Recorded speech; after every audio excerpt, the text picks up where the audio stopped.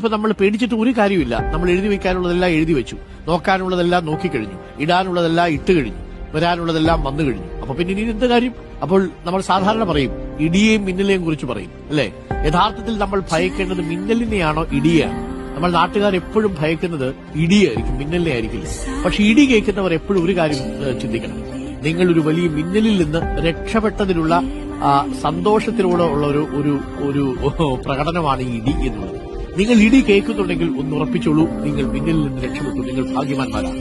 ഇടി കേൾക്കാൻ അവശേഷിക്കുന്നില്ലെങ്കിൽ അതിന്റെ അർത്ഥം മിന്നലോടുകൂടി തീർന്നു. അതുകൊണ്ട് പരീക്ഷ എഴുതി കഴിഞ്ഞു, ഇനിയിപ്പോ ഒന്നും നോക്കേണ്ട കാര്യമില്ല. നിങ്ങൾ വളരെ ഹാപ്പി ആയിട്ടിരിക്കുക, വരാനുള്ളത് വരും. പിന്നെ മാത്രമല്ല, അതൊക്കെ നമ്മൾ അടുത്ത വർഷം +2 അങ്ങോട്ട് കവർ ചെയ്യില്ലേ? ഇതിലൊന്നും വലിയ കാര്യമൊന്നുമില്ല. SSLC പരീക്ഷയും +1ഉം +2 ഒക്കെ ഉന്നത മാർക്കൊക്കെ വാങ്ങിയ മനുഷ്യരൊക്കെ ജീവിതത്തിന്റെ പടുകുഴിയിലൊക്കെ പോയ ചരിത്രമുണ്ട്. അതേപോലെ പടുകുഴിയിൽ വീണ മനുഷ്യരൊക്കെ ഉന്നതങ്ങളിലെത്തിയ ചരിത്രവും മാർക്കൊക്കെ ഈ താൽക്കാലികമായിട്ടുള്ള അടുത്ത